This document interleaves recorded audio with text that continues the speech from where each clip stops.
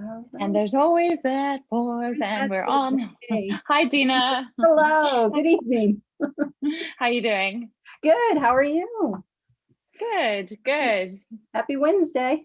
Yes, happy Wednesday. We are halfway through the week. Uh-huh. I'm excited for this topic because people have really been asking questions about it more and more, and so it's a good one. Yeah, yeah. So tonight is part 2 of 4.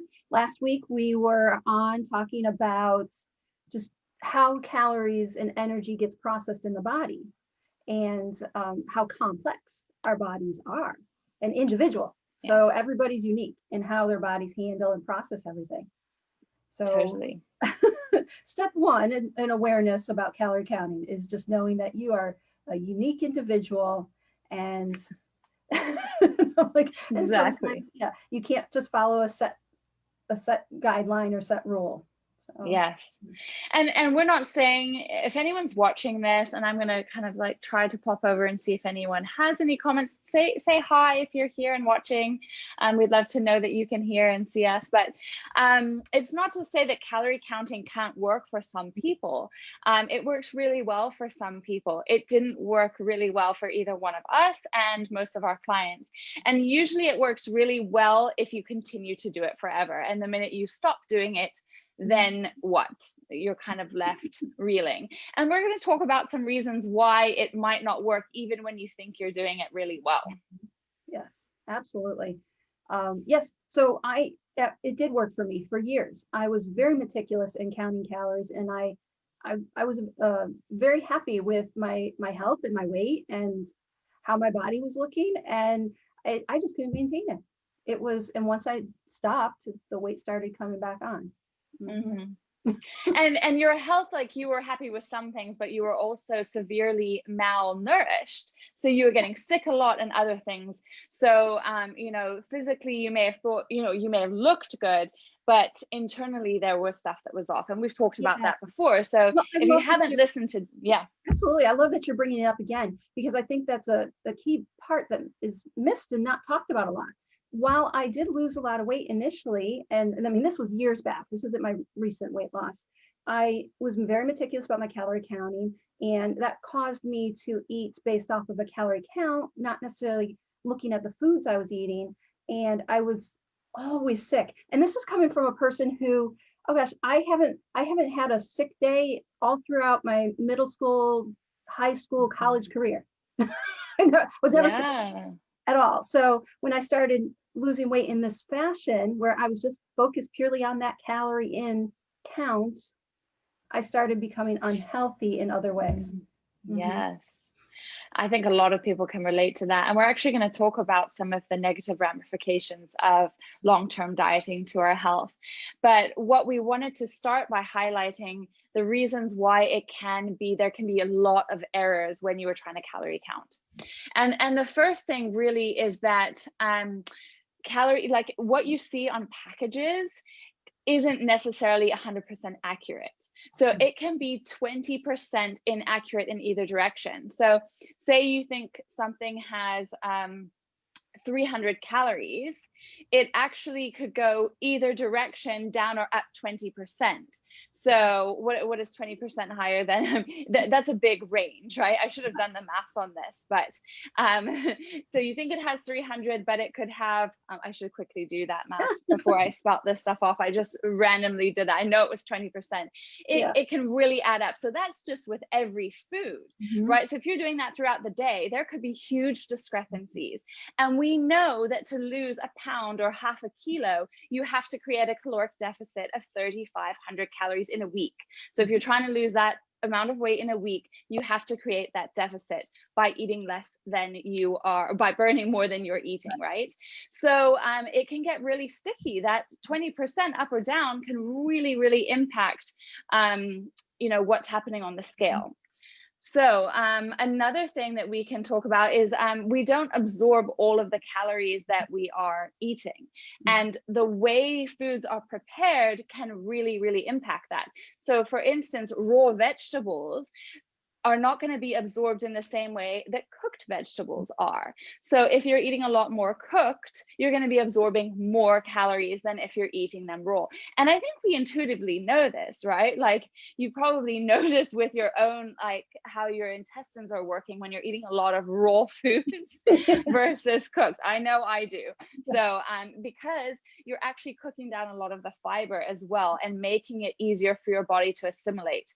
So people who have digestive issues, actually they're recommended to eat more cooked foods for that reason. Yeah, absolutely. Absolutely. It's and then not to complicate things, but if you have some sort of illness that prevents you from absorbing nutrients on top of that, that just compounds the efforts that you have to make to find these little numbers that are actually working for you. You can't just go straight off of the box and say, okay, that's exactly what I'm gonna absorb. Like celiac disease, they just can't absorb nutrients. So it's like, well, then you're just fasting. Well, and that's what's funny, when this whole gluten-free became so popular, it's like celiacs were going, hang on a minute, I have a really, really severe disease. And now you're thinking just because you've gained some weight that you might be gluten intolerant. Celiacs usually would become very, very thin because they were malnourished. They weren't able to absorb anything. So it was like this huge thing. Anyway, that is a little bit of a sidetrack that I'm getting on, but it is really interesting that is something that people don't really think about.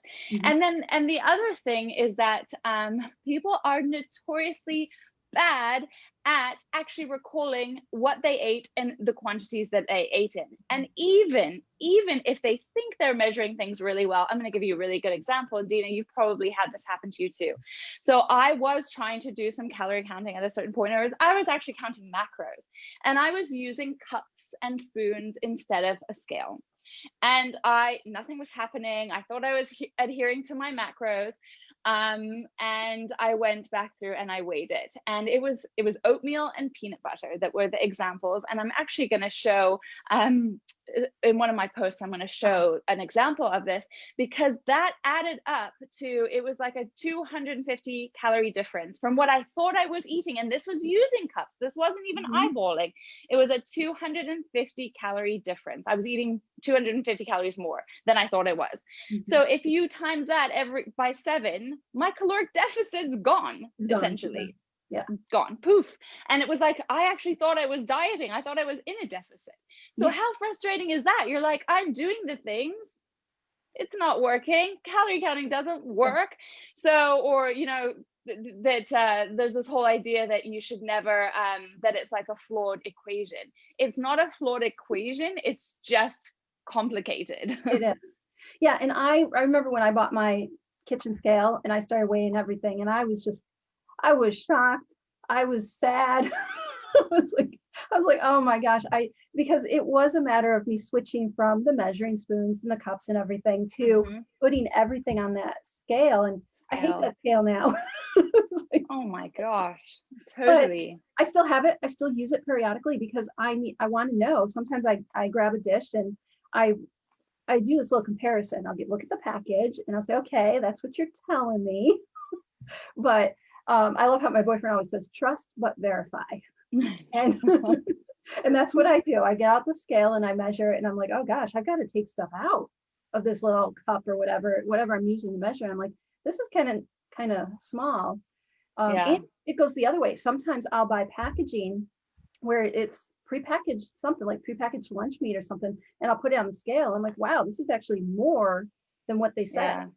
So this wasn't even me portioning out. I'm just, relying on whatever was packaged, and it varies depending on the package too. They're all the same.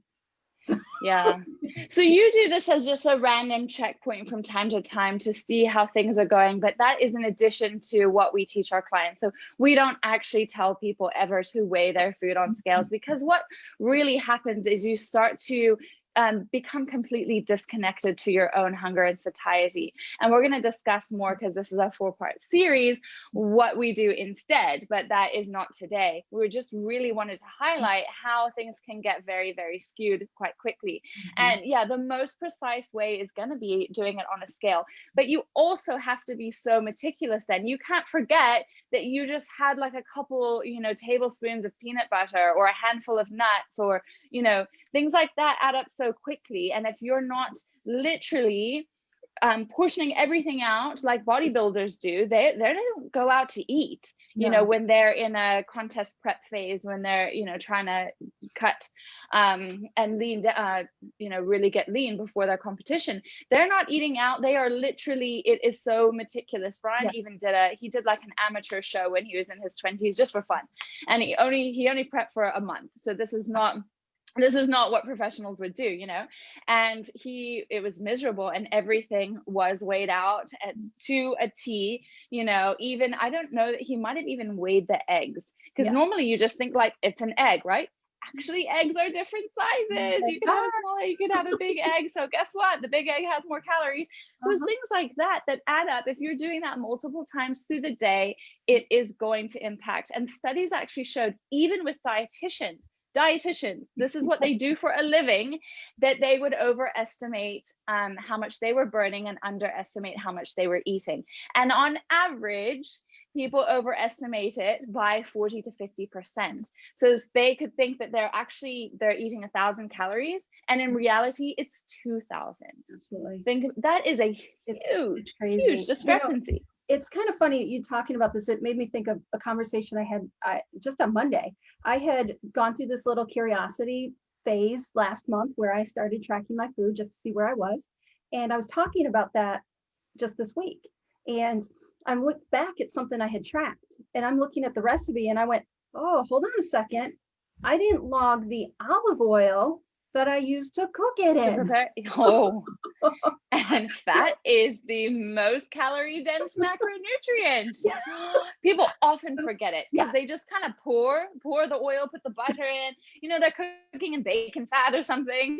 But you forget that's I did that on the keto diet. Yeah, exactly. But you forget that also has to go into your log, and that's counting. Oh my gosh.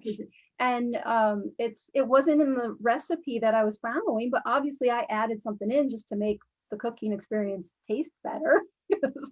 Right. And so it's so easy to overlook. And fats are not bad, people. Fat doesn't make you fat just by eating it. We're not saying that. It's just the problem of being, no, I wasn't meticulous enough. I was trying really hard. And the crazy part was I spent so much time being meticulous in that meal. So a salad that would take me a few minutes just to toss together and then go eat.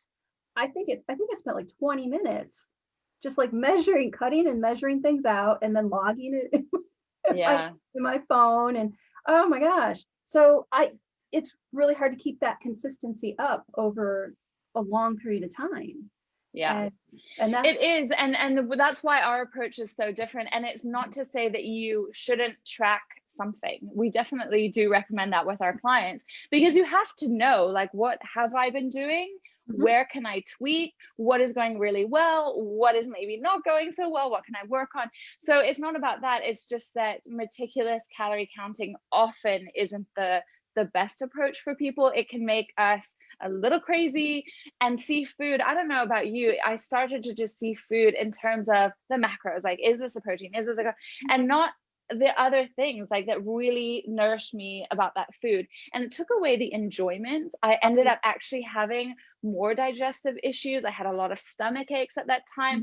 It was a stress. Calorie counting is a stress. So if you're already a stressed out person, and right now a lot of us are, if you're a new mother, especially, or any mother really, with the kids going around, it's just adding to the stress that we already have. And our goal is always to help you elevate every part of your life and really break free from that obsession around food and your body, and really live your life. So that's why we are on here. And again, we're not saying it can't work for some people. So if it works for you, keep doing it, keep doing what works. But if it doesn't, we want you to know that it's not your fault, and we're here to help. Yeah, absolutely. well, you know, there's going to be hurdles with it. And this is a ever-changing process too. So it's about approaching it with curiosity and what's going to work for you. So even if you find that calorie counting is working for you now and you want to do it, great. But if you want to transition into not calorie counting, but still be able to live that healthy life, still be able to lose weight, there is a way. And it is possible. I think that's Yeah, I wish somebody had told me that all those years back. It is possible. it is possible. Yeah, totally. Yeah. So yeah, if you're watching this in the replay, you know, let us know if you have any questions about it, and we'll be here for part 3 next week. Okay. Thanks, everyone. Thanks, everyone. Bye, Dina. Bye.